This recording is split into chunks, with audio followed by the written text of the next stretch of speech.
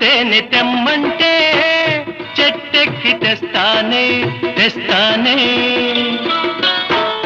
మిన్నాగు మణినైనా పుట్టలోంచి తీస్తానే తీస్తానే